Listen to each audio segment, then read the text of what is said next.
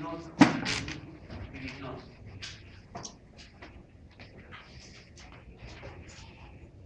La base molecular es la respuesta coordinada con una electricidad que hemos visto. Acá tenemos un ejemplo. Por ejemplo, una lesión viene la parte enrojecida, la parte de la tumoración, posiblemente si los ojos está caliente, y va a producirse un edema. Ese es el edema, ¿no? La alimentación de todo lo que viene a ser el miembro afectado.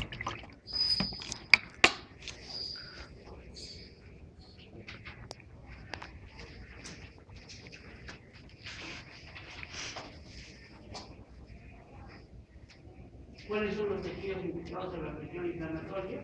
Primeramente vamos a tener todo lo que viene a ser la sangre. Vamos a hacer el endotelio. El endotelio yo dije yo que era fundamental para los cambios, tanto para las células como el calibre vascular, ¿no es cierto? Si el endotelio se lesiona, por ejemplo, no funciona bien el óxido nítrico. O sea, el óxido nítrico que pasa al tratador no acciona la salina, etc. ¿No es cierto? El tejido conectivo está constituido por células y por el tejido extracelular, ¿no es cierto? En las células tenemos, por ejemplo, los mastiocitos, tenemos los linfocitos, histocitos libres, tenemos las células plasmáticas, tenemos los neutrófilos, los linfocitos, y cosas. ¿Y qué son las células sedadas o los mastiocitos? ¿Para qué sirve? ¿Ah? ¿Para qué? Para la producción de histamina, que se representa los vasos sanguíneos. Entonces, si nosotros sabemos que el fenómeno vascular va iniciarse por la producción de histamina, y también vimos en este cuadro los de la historia de Lewis, que vino cuando inyectaba la histamina, se producía el efecto mucho más rápido, ¿no es cierto?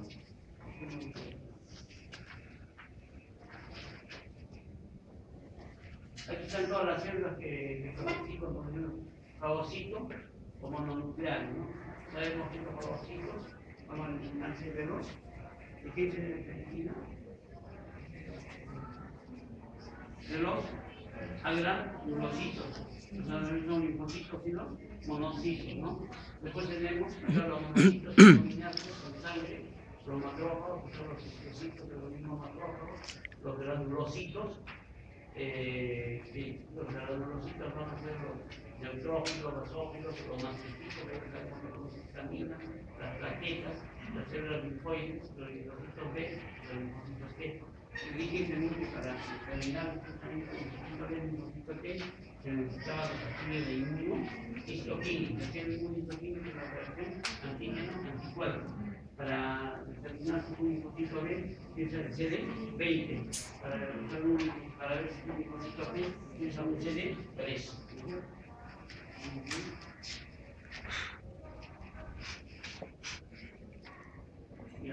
Eso sí, los mediadores moleculares de la inflamación. La inflamación está bajo el control de los sistemas enzimáticos plasmáticos y de los mediadores que liberan las células que intervienen en la respuesta inflamatoria. Entonces vamos a tener los derivados del sistema enzimático plasmático, los mediadores liberados por las células, que tienen una acción rápida e inmediata. Luego tenemos la acción lenta o tardía. Las citoquinas proinflamatorias. También quiero que les diga algo de esto. Y vamos a tener la interleuquina 1. Entonces, interleuquina 1, en siglas son IL-1, aumenta el flujo sanguíneo local, produce los mediadores solubles y va a aumentar la expresión molecular de lesión. 2, tenemos el factor de necrosis tumoral, que es una planta, ¿cierto? El factor de necrosis tumoral es el caso de los tumores, por ejemplo. Con un tumor que era pequeño, pero si el tumor se maximiza, tiene que crecer muy rápidamente, porque por instalación de células hay mayor metabolismo de glucógeno, ¿no es cierto? Entonces, esos tumores también van a tener un problema, que van a ser hipocrómicos, o sea, van a ser especies de color blanquecino, porque no van a tener el glucógeno. Entonces, por ejemplo, cuando uno quiere detectar cáncer del cuello uterino, hace una prueba, que es la prueba de yodo, ¿no es cierto?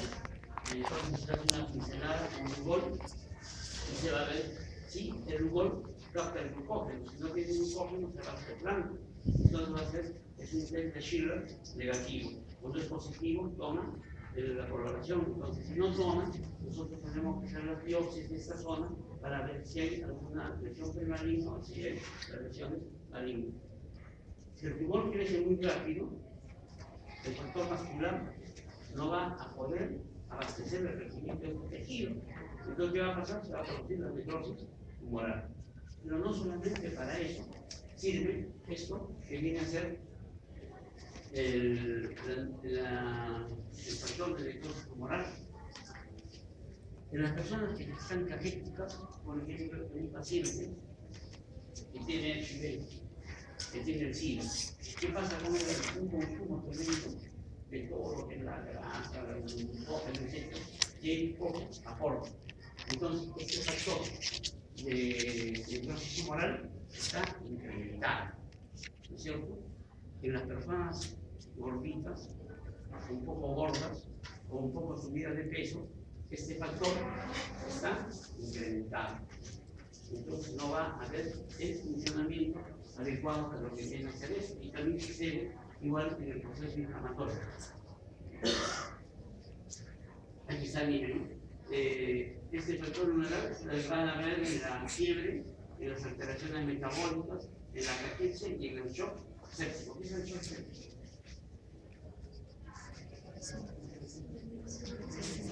Es una infección que presenta que va a pasar a un colapso vascular. Entonces el paciente muere. Tenemos después la interleuquina 6, que promueve la diferenciación de los monocitos, aumenta el número de las plaquetas circundantes y las proteínas, reacciones y la fase aguda. La interleuquina 4, la relación inflamatoria alérgica y las propiedades antiinflamatorias. Las reacciones alérgicas es algo como testigo una abeja, hipersensibilidad, y un cuadro aparatoso, un cuadro bastante alérgico. Hay personas que con la picadura de una pulga hacen unos rash cutáneos, así como los perritos también hay alergias, así también se presenta en los humanos. Y eso va a ser básicamente dado por la interleuquina 4. La interleuquina 8 va a tener el factor quimiotérmico de los neutrófilos. Nosotros sabemos que los neutrófilos son los elementos que salen del intravascular al extravascular. Entonces ahí actúa lo que viene a ser la interleuquina 8. El interferón gamma es la función de la inmunidad celular contra los nucleones y las células. Tenemos la interleuquina 12.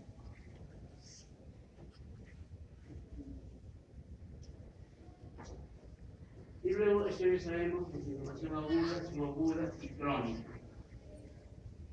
La inflamación aguda es brusca, menos de 15 días, dice aquí los síntomas cardinales, cambios oculares exudativos, cambios tissulares alternativos, necrosis, y las células caracterizadas por polimorfos nucleares y macrófagos.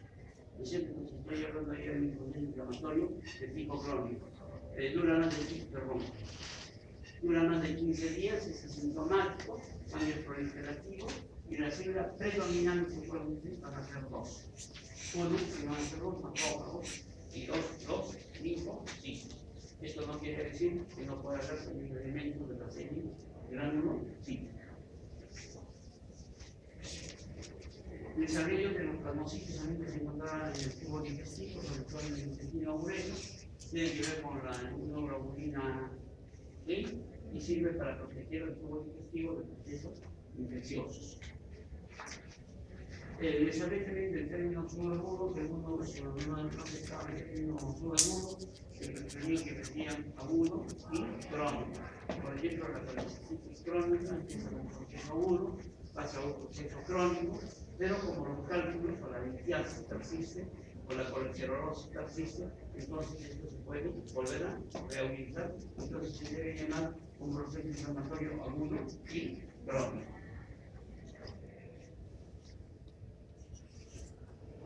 La clasificación según las características de los circulados puede ser seroso, fibrinoso, supurado, hemorrágica y purulenta. A ver, dime un ejemplo de un acúmulo de líquido seroso.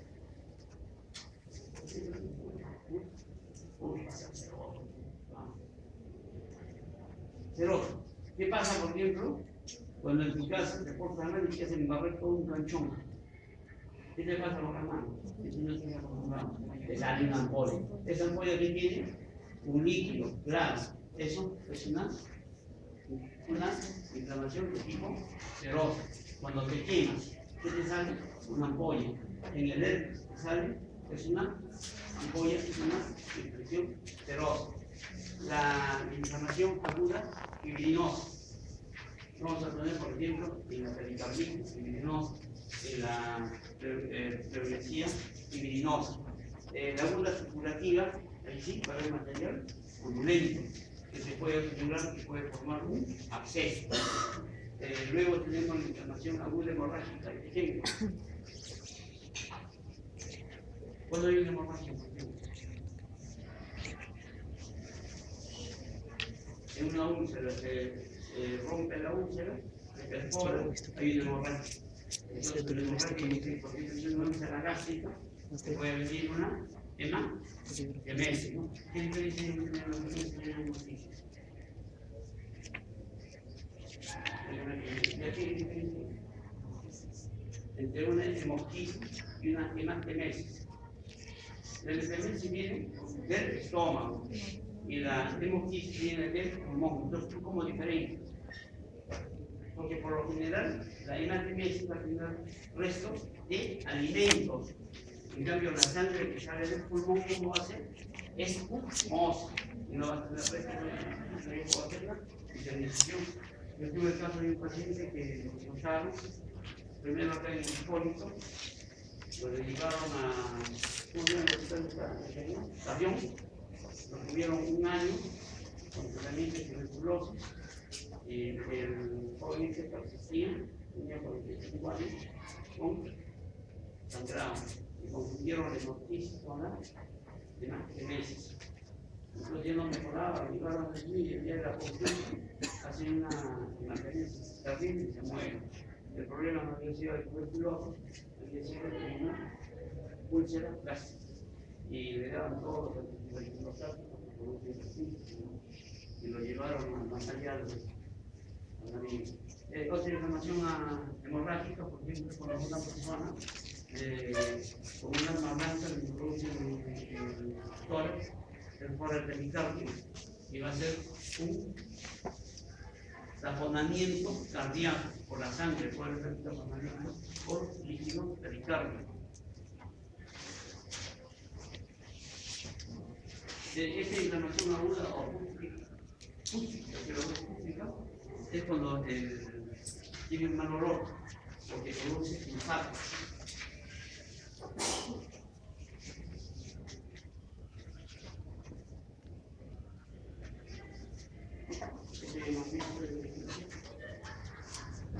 Acá, por ejemplo, esto que se da una ampolla, ¿no? De un herpes. La fibrinosa hemos hablado también. Las bacterias producen cocos, pirógenos, se va produciendo material purulento. Entonces, químicas muy raras, mucho contenido. La pus puede tener dos formas que nos presentan. Una, que se va a formar un absceso. Un absceso es una colección delimitada del material purulento. Ese material purulento puede drenar hacia la parte interna o puede drenar hacia la parte externa. Cuando ustedes tengan un problema de un absceso, no lo hinchen, por favor. Al hinchar con una aguja o con una cosita para extraer, lo que están haciendo es profundizar más esa infección y van a comprometer los tejidos colindantes al absceso. Lo que tienen que hacer es drenar, corten el absceso. Cortan y van a drenar todo el absceso. Ese es un tratamiento curativo. Y lo otro es engañan muchacho.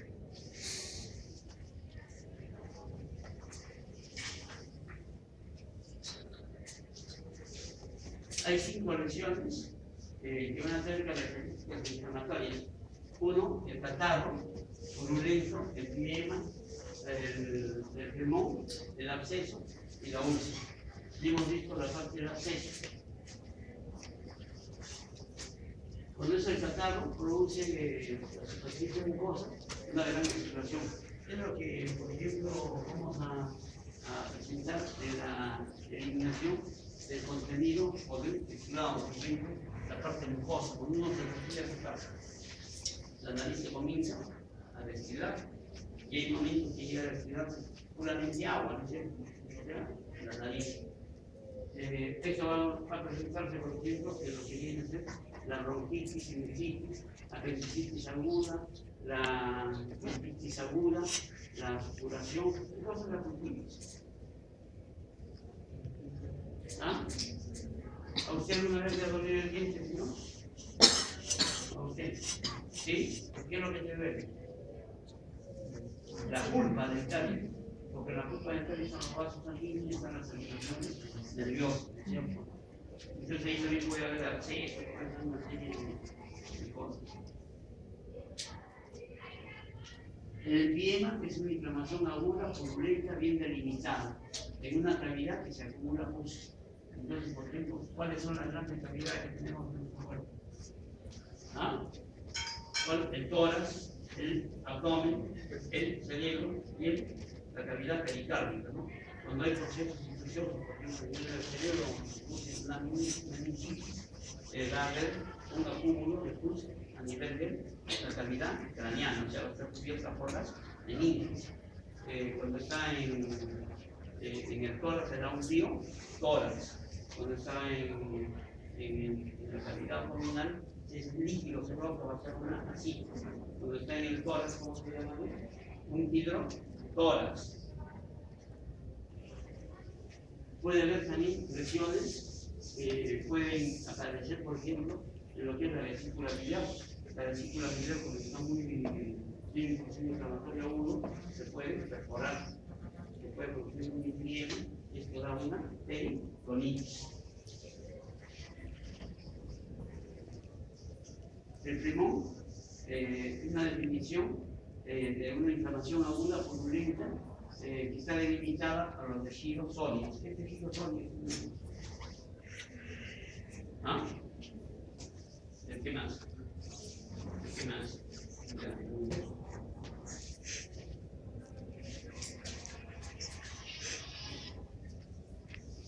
A veces los pulmones terminan en abscesos. Por ejemplo, el pulmón tiene en las encías.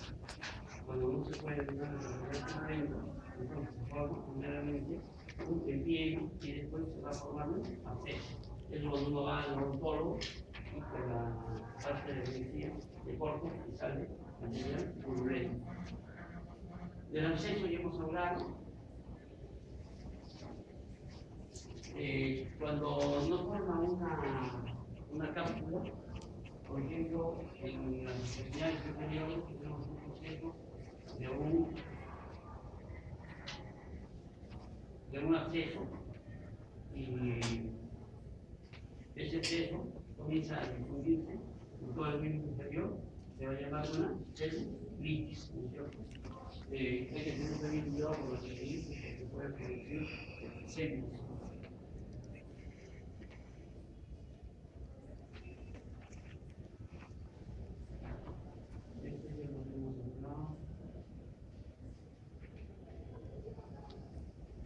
¿Qué viene a ser una úlcera? Nosotros, por ejemplo, un ejemplo muy clásico es la gastritis. La gastritis puede ser aguda y crónica, o puede ser ambas. Puede ser una gastritis crónica y aguda, que en realidad se llama gastritis crónica activa.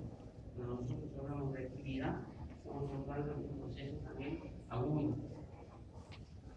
Entonces, si le injuria, por ejemplo, tomar calicilato, primero viene una gastritis, seguimos tomando, sigue la gastritis, después de la gastritis viene una erosión. Erosión es porque, por ejemplo, tú te caes, magullas la piel, es una erosión. Una exulceración es más profunda que una erosión. Y después de la exulceración viene la ulceración, o sea, viene primeramente la necrosis de los bordes ser la infiltración de la inflamación hacia el tejido muscular, por ejemplo, en el estómago tenemos el famoso síndrome ácido rico, ¿no? Muscular interno longitudinal externo, y lo que es el músculo del estómago. Entonces llega a mejorar todo esto y llega hasta la serosa. Si rompe la serosa, ¿qué va a pasar? Va a producirse una perforación. O sea, el contenido gástrico va a llegar a la cavidad abdominal y produce una peritonitis. En cualquiera de esas instancias, esta ulceración cesa el elemento que está causando la injuria, por ejemplo, el vino de fertilidad, lo que puede ser también el alcohol. Las personas que beben alcohol, y sobre todo es el alcohol malo, entonces les produce la gastritis aguda. Al día siguiente tienen dolor, ardor, y vamos a calmar esto, vamos a poner un ceviche, limón, pero les causa condición. Entonces, si persisten con el tos, hacen úlceras y pueden hacer perforaciones gástricas.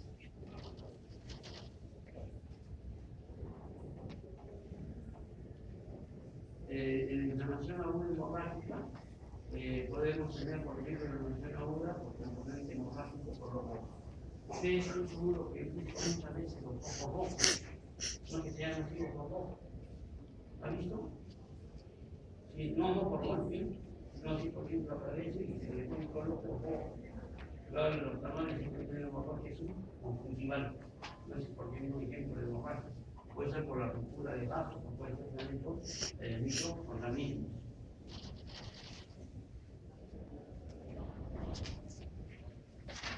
Esta es la inflamación aguda es porque hay bacterias y básicamente va a haber ácido sulfúrico. Y el ácido sulfúrico es lo que va a dar el mal color.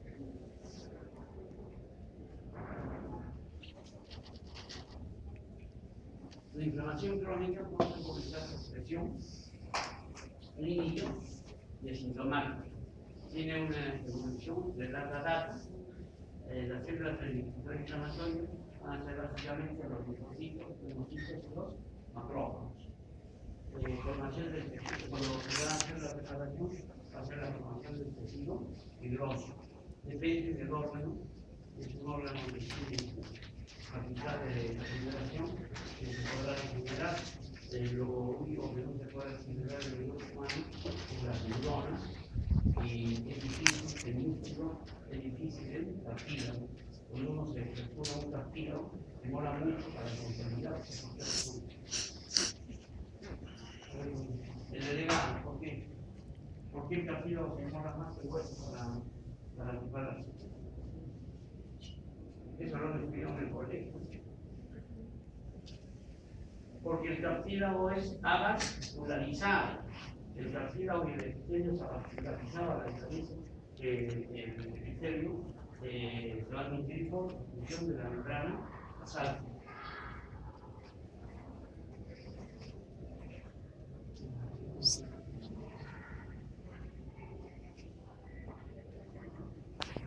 Los mecanismos de la inflamación crónica son primeramente inflamación aguda persistente. No puede vencer al elemento influyente y pasa al proceso inflamatorio crónico. Persiste la causa del microorganismo persistente a baja virulencia. Y luego vamos a mencionar una influencia inmune o influencia autoinmune. Con lo mismo, por ejemplo, hablamos de la artritis reumatoide, hablamos del lupus eritematoso, hablamos del rodelio, y esta cosa de enfermedad.